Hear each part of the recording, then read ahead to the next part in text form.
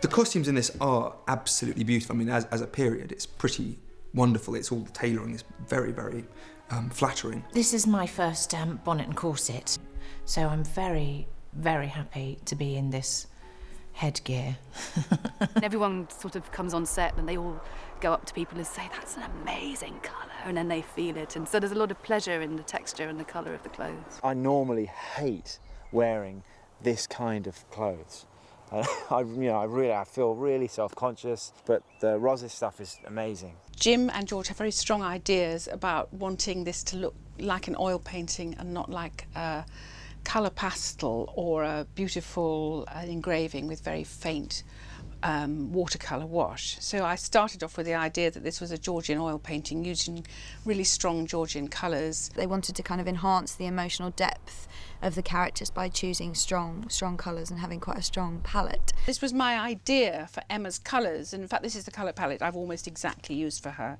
And we made a hat very similar to this because what we wanted to do was to have Emma in hats because she should do, as in her position in society, go out with a hat on. But I didn't want a very obscuring bonnet, so what we did do was find wide-brimmed straws and then tie them on securely or put lovely ribbons around them. Emma's an interesting heroine because she has the highest social status of any of Austen's heroines. She doesn't have to marry, she's independently wealthy, and her wealth is on display in her costumes. So you can see my little watch here. She usually, in the scenes where we're shooting at Hartfield at her home, has something to demarcate her as lady of the house. So even though she's this young woman at the end of girlhood, she is mistress of the house. This coat was copied from one in the museum in Kyoto. This was the red I wanted, and we dyed this as well to get it exactly right. Didn't want it to look pillar boxy or anything. We just found this perfect colour for her. This is her ball dress, which she wears the ball at the crown, which was layers and layers of different coloured fabric to get this sort of shimmery effect. Because one of the things we didn't want to do was to have sort of plain, flat pastels. So, and by doing layers of fabric over one another, you get a much more interesting effect when it's lit. Here was Mr. Knightley, and this is Loseley, where we actually filmed. So this was his house that we used as obviously they changed the set, but I just used the idea of this nice wooden paneling and the library and so on. And here's a man with his gamekeeper, and then there's Johnny, and this is just an image of a gentleman, really, living in his world. And these greens and this blue, and these were his colours that I was using. I just said, I like a bit of green. I like greens and blues. I look like an idiot in yellow. Stuff like that, and she paid attention to that. But then we get together and we have a fitting, and you work out what shapes work on you and stuff like that. I mean, listen to me, I really sound like I know what I'm talking about. You know, what shapes and templates. I can say words like templates and shapes and textures, yes. These are Johnny's coats here. Careful, it's very messy. And this is his, actually he's wearing his dark green one, but this is the one that one of the ones I had made for him. I said I want it to be the colour of the Atlantic when it's looking a bit stormy, and they dyed it for me brilliantly, exactly right, and it does just look great on him. He's the master of the house, but he is still quite countrified. He also likes to walk and ride horses a lot, so we didn't want anything too flowery and too extravagant. So most of my stuff is a lot more sombre than this, and a lot more, you could see someone wearing, even though it's the tailcoats and stuff, you could see someone wearing it every day and living in it. I've usually got riding boots on and, all that stuff. Stuff you can, march around in. When he gets married, he's got this waistcoat and then a beautiful dark blue coat, which is actually waiting to be worn tomorrow, a not dissimilar colour to that. So this will be like this, which looks rather good. This is one of my nicer outfits, yeah. I could see myself gambling in this. Who is that young woman? Wait! That is Harriet Smith. Harriet doesn't have too many clothes, and they're not up to Emma's standard at all, but she initially starts off wearing things that have a lot of blue in them, or green, and things that are sort of more kind of natural colours. Harriet starts to morph into a kind of image of Emma, and she adopts some of my my colour choices in a way of kind of showing the way that she starts to imitate her, or Emma starts to kind of manipulate her imitation. I remember when we first started trying things on, there were a lot of kind of quite organic colours, kind of crumpled form, and then we headed to something much more kind of horrible. I just had a sense that he should be quite louche and he should be quite garish. I think the idea is he doesn't have a huge amount of taste or class, which is very fun. This man here is a clergyman riding on horseback, he's hunting, and this again, this is a clergyman.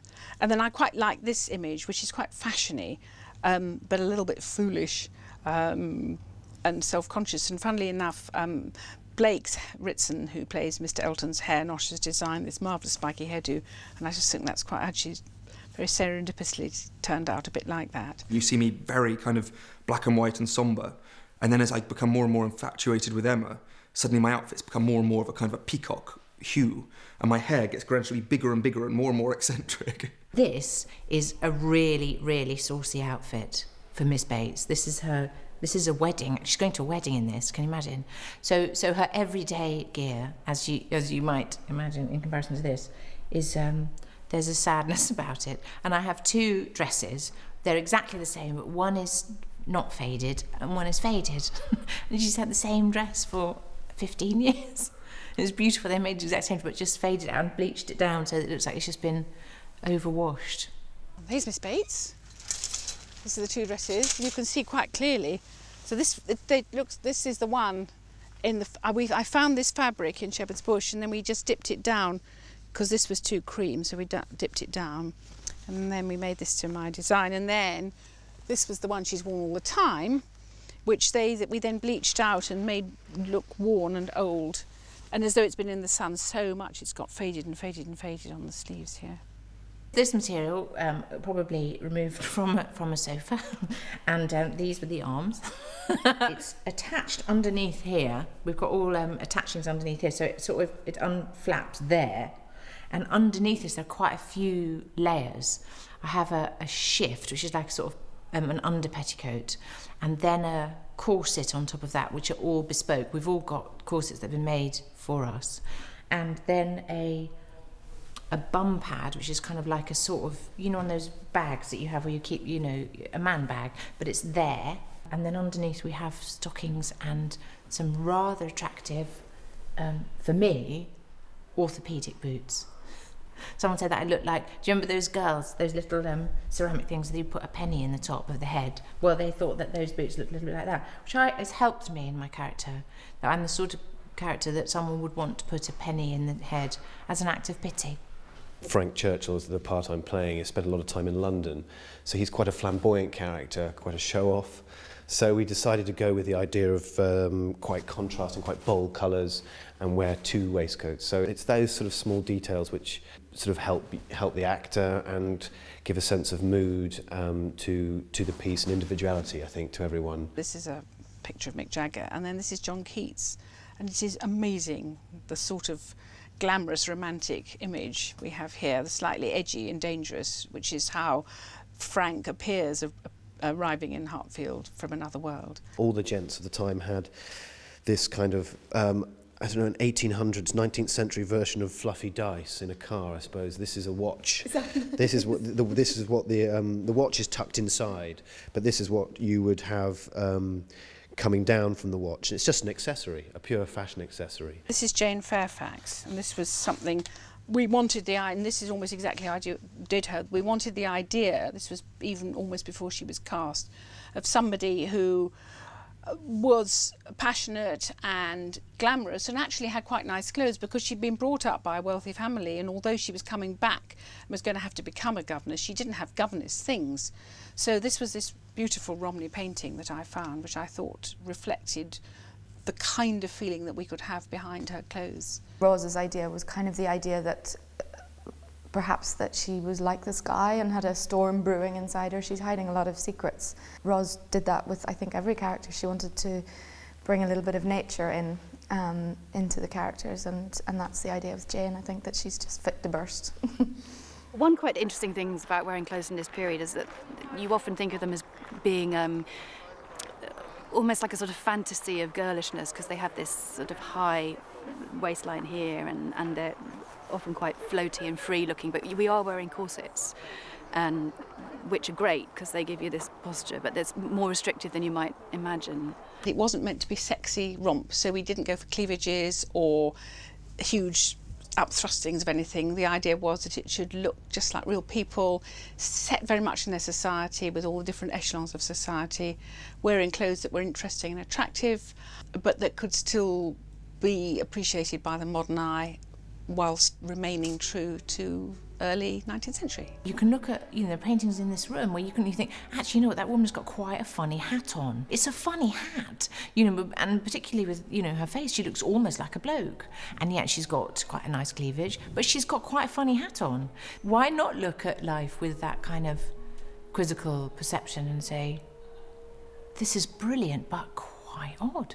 Costume is really important, but it's an important collaboration. You don't dictate what you wear, so I think it's an important thing for actors in terms of building something with other people. And I think when you work with someone like Roz, the process of choosing and electing what a character wears is a way of getting to know each other as individuals and ending up with a consensus about who that character is. So it's not just important for your personal relationship with the character, but for your working relationship with the people that you collaborate with.